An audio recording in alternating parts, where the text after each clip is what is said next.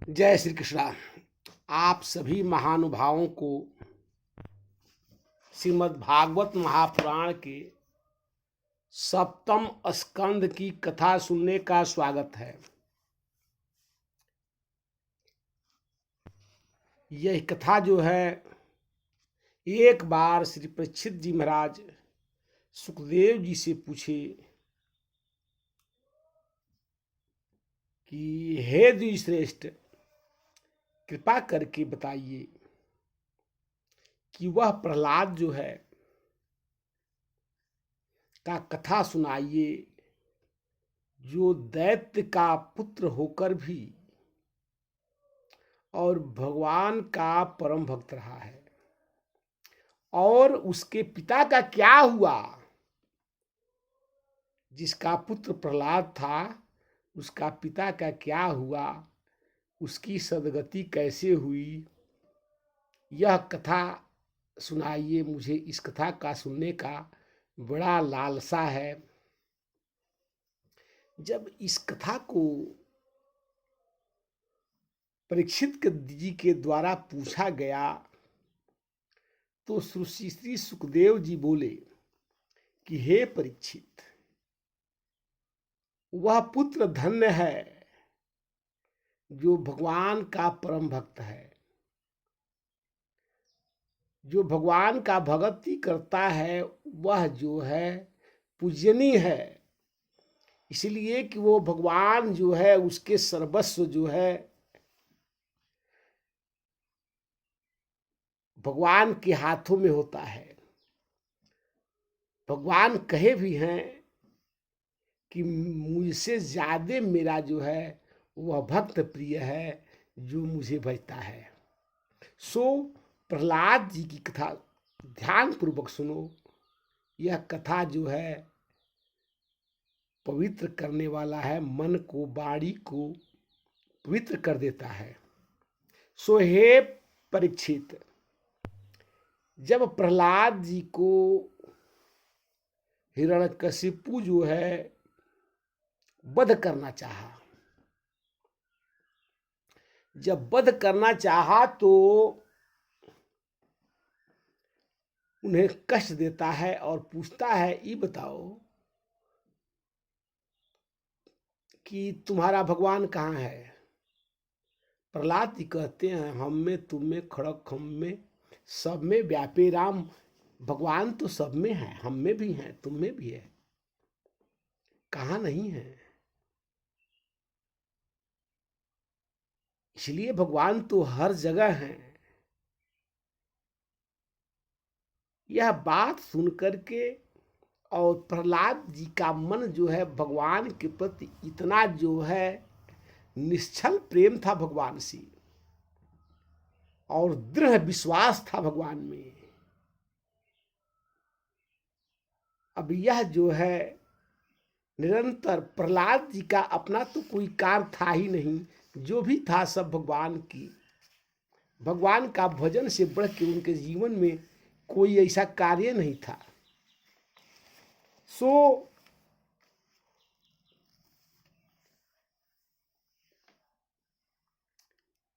प्रहलाद जी के इस तरह कहने पर हिरण्यकशिपु जो है बड़ा क्रोधित हुआ और खंभा को आग से तपा देता है, लाल हो जाता है, और जो है कहता है कि जो है प्रहलाद, इस खंभे में भी तुम्हारा भगवान है।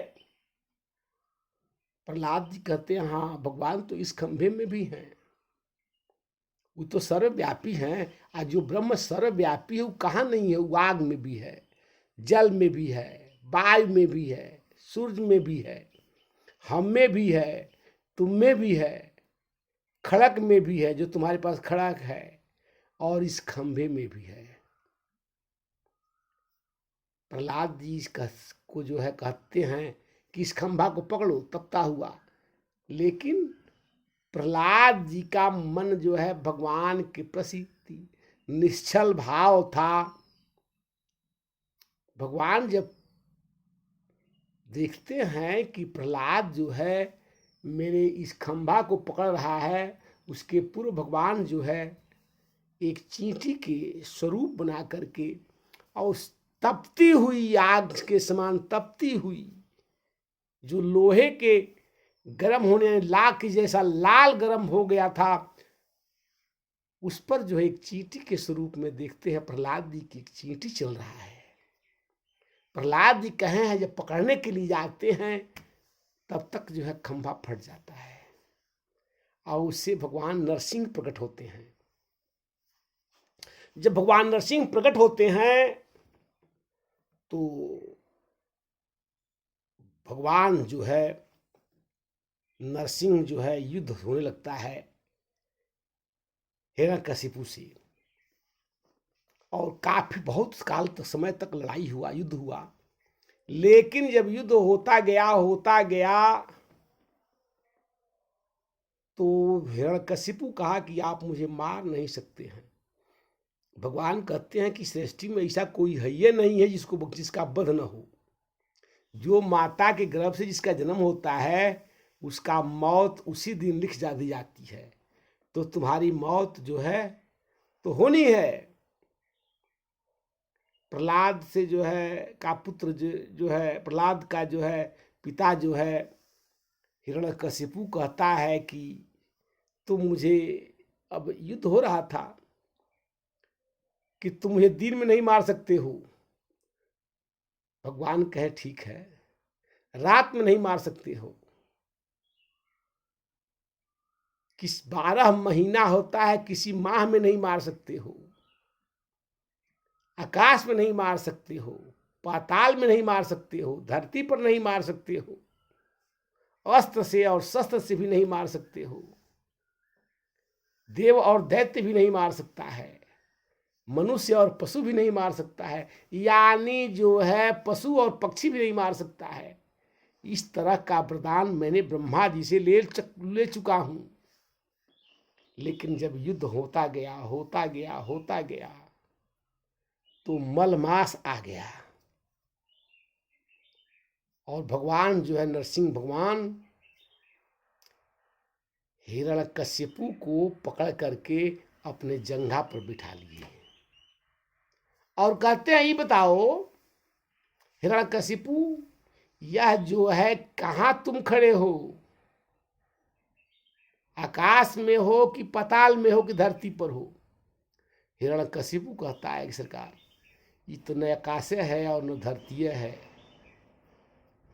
फिर कहते हैं बताओ तुम घर से बाहर हो या घर से भीतर हो।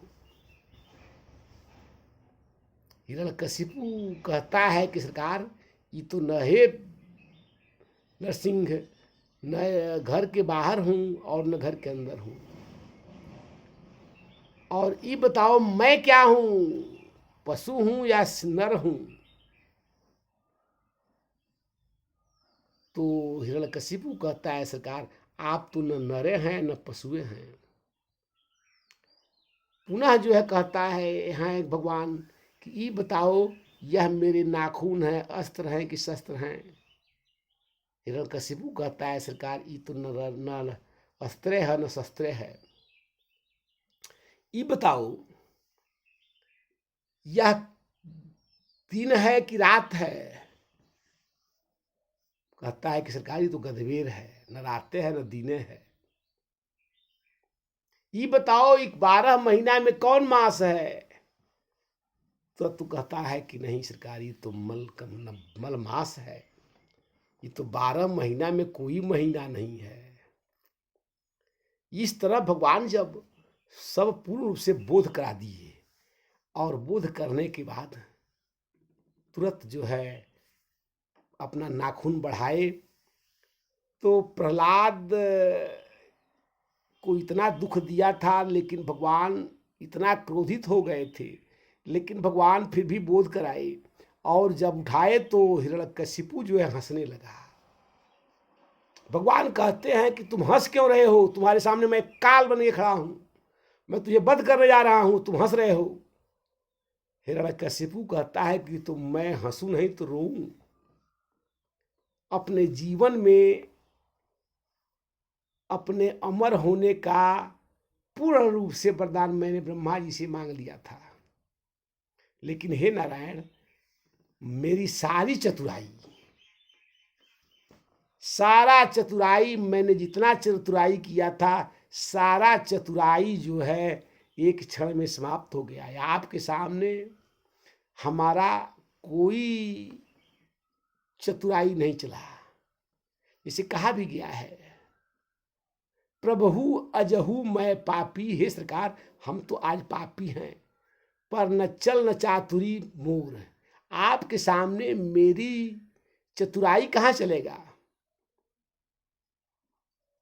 प्रभु अजहू मैं पापी, यही बात जो है बाली भी कहा है कि सरकार मेरी चतुराई अब किस आपके सामने कहाँ चलने वाला है। यही बात जो है हिरण्यकशिपु भी कहा कि आपके सामने मेरा कोई चतुराई चलने वाला है ही नहीं। मैंने सारी चतुराई कर लिया था, लेकिन कोई चतुराई काम नहीं आया, तो अब मैं क्यों हंसूं। अब मैं हंसूं नहीं तो मुझे रोने की अब क्या जरूरत है। अब मेरे सामने हंसना रोना सब बराबर है। मैं हंसूंगा तभी मेरी वही गति होनी है, और मैं रोऊंगा तभी मेरी वही गति होगी। तो अब मैं आपसे भाग कर कहाँ जा सकता हूँ। प्रभु, मैं आपसे जो है कहीं दूर जा नहीं सकता हूँ, और जो है मेरा जो है उद्धार अब होना है।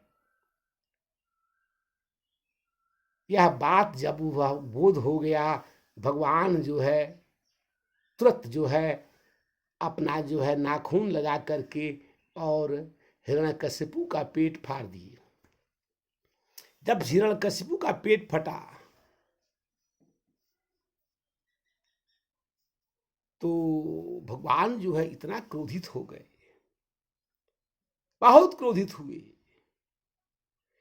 इसलिए कि अंतोगत्वा जो है हिरण्यकशिपु भी भगवान को आत्मसमर्पण कर दिया। हंसना रोना दोनों बराबर कर दिया कि सरकार अब आपके सामने न कोई हंसी है, न कोई रोआई है, न आपके सामने न कोई खुशी है, न आपके सामने कोई दुख है, न लाभ है न हानि है। सो मैं अब आपके इसलिए भगवान जो है काफी अपने आप पर क्रोधित हुए और ब्रह्मा जी पर भी क्रोधित हो गए, यहां तक कि समस्त देवताओं पर क्रोधित हो गए। और जो है इतना क्रोध किए जिसका कोई, इसलिए कि भगवान का क्रोध का एक ही कारण था कि प्रहलाद भी जो है भगवान का भक्त है, और अंतोगत्वा जो है हिरण्यकशिपु भी भगवान का जो है आत्मसमर्पण कर दिया।